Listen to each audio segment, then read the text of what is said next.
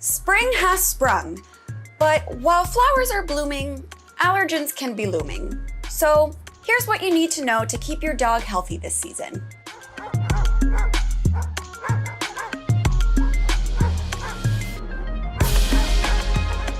Welcome back to Alpha Paw, your destination for everything dog.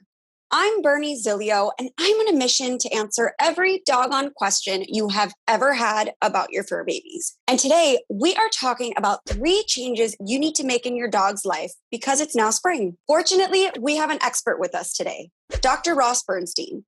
Dr. Ross is a seasoned veterinary professional and pet care expert. He earned his doctorate degree in veterinary medicine at UC Davis School of Veterinary Medicine, and his work has been featured in several industry-leading publications, including the Journal of Veterinary Surgery. He is our go-to vet for everything we want and need to know about our fur babies. So welcome back to Alpha Paw, Dr. Ross. Hey, Bernie. How's it going? Good. How are you? I'm good. Good to see you. Good to see you too. Thank you so much for being here.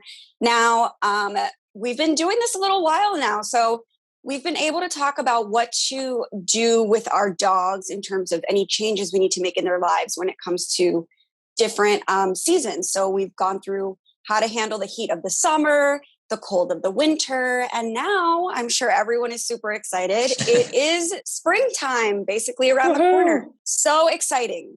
So given that information, I know that we need to make some changes for our dogs. And one of the things that becomes way more prevalent in the springtime is allergens.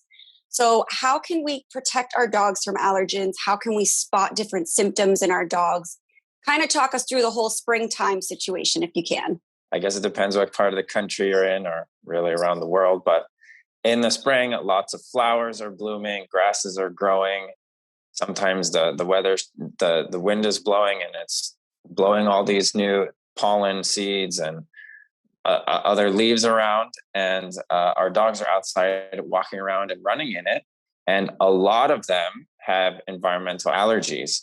And it's super, super common. One of the most common things that general practitioners treat. And there are special veterinarians called allergists, or sometimes they fall under the category dermatologists, that treat these environmental allergies. So some of the signs that your dog might have environmental allergies, it's usually where they come into contact with them. So they can be, if they're stepping in it, you often see them that they're licking their paws a lot. And so you can, on the one hand, see that they're licking and chewing their paws nonstop. Sometimes even putting their whole paw inside their mouth. Yes, I've seen dogs do that, and it's quite hilarious. Sometimes in these little white fluffy dogs, or sometimes you can see them in any dog really, but if they're licking a lot, they can get the saliva staining or this purple coloration change on their paws that can indicate that they are starting to develop a secondary yeast infection over there from all the licking and chewing. They can also get itchy pretty much all over their body too, and it can start to affect their hair coat and their coat quality.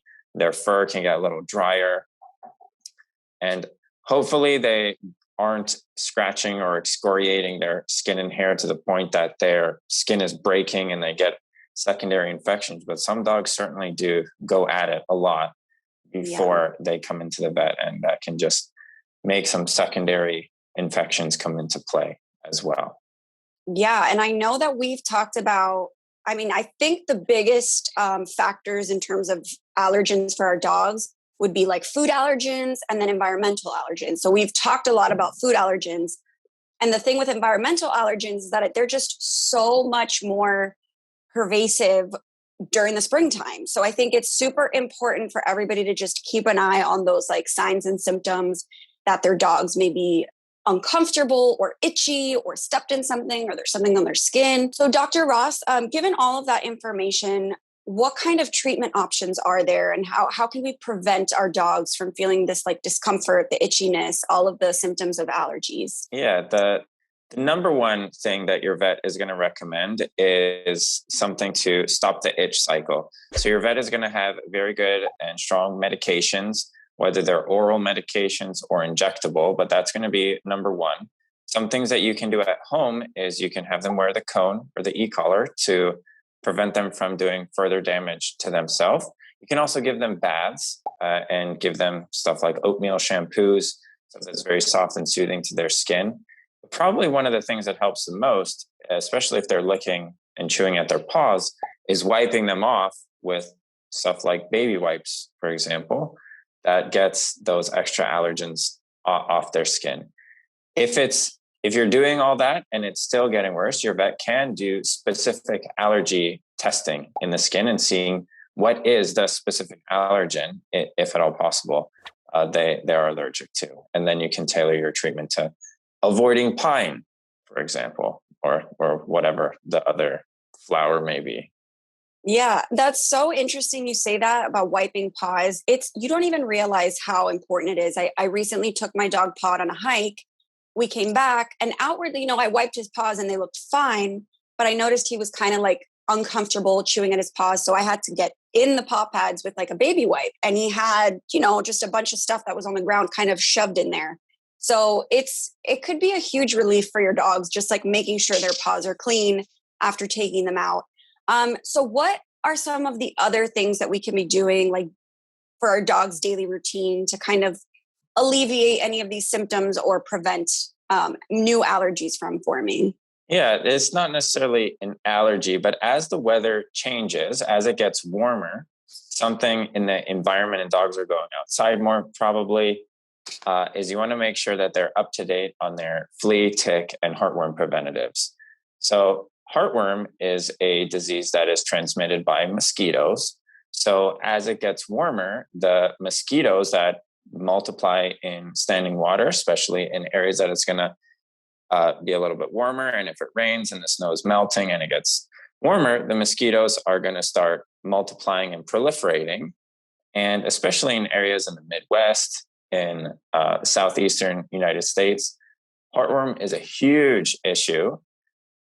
Thankfully, here in Southern California, it's not that bad, but still, there are cases that are reported. Dogs travel around. Mosquitoes can also, if they infect one dog in Louisiana or something, and their owners move here or they're adopted and come over here, and a mosquito here bites your dog here and then flies away and bites your dog, they could still transmit heartworm disease that way. So it's still very important, no matter what the prevalence is, to make sure that your dogs are up to date on heartworm preventatives and talk to your vet about it, because you don't want to start them on heartworm preventatives if they already have heartworm disease. So that can be very, very dangerous and important to keep track of as well.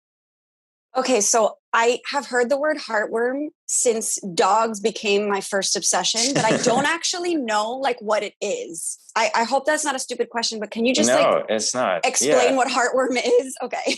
Yeah, heartworms are a disease, and it's a bit of a misnomer actually, because they are worms that they live inside the blood vessels. They're going to live in the vein that's going back into the heart.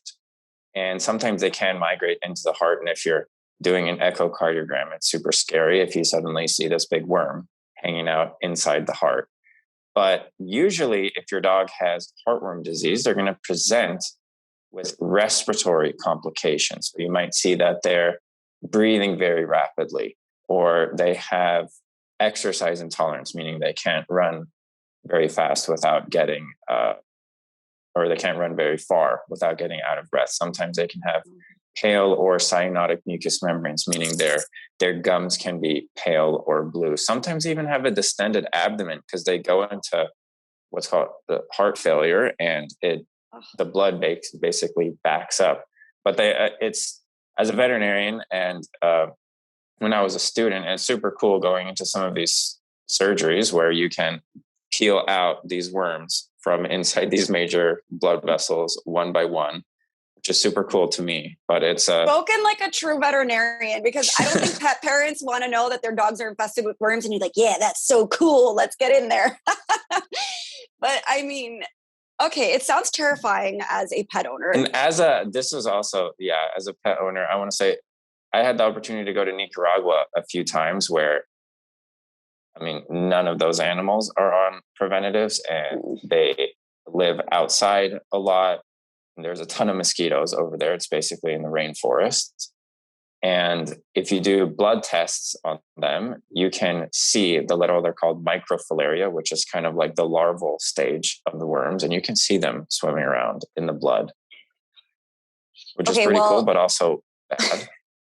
Yeah, it's awful. And I'm glad we spoke about this because I want everyone who's watching this to be just as freaked out and grossed out as I am, because that's how important it is to make sure your dog does not get heartworm. Okay, last question before we wrap this up. So we've spoken a lot about environmental factors. I think that's incredibly useful information.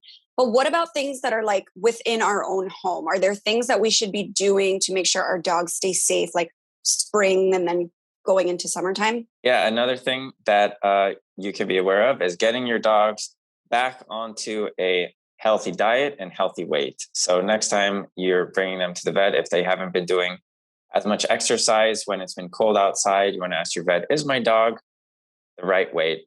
Don't take it personally. Your vet just wants to tell you what's the right weight for your dog. And there was a study in Labradors that showed that dogs that are overweight have a reduced lifespan, and it can be up to 2 years. So having an obese or overweight pet can impact pretty much every organ in the body, and it has adverse outcomes on their quality of life and life expectancy. So reducing their weight, having them on a restricted diet, basically meaning don't just let them eat whatever they want, whenever they want, and exercise is important. All right. Well, I think that that's a good rule of thumb for us pet parents as well. It's time to shed the winter coat, eat well, go outside, but protect yourself from the mosquitoes. We don't want the heartworm. All right. Well, this has been super helpful as always, Dr. Ross. And if you guys, our viewers, have any more questions for myself or Dr. Ross, go ahead and drop them down in the comment section below. Again, I'm Bernie Zilio, and this is Alpha Paw. Be sure you subscribe to our channel so you don't miss one single doggone episode. And we'll see you guys next time.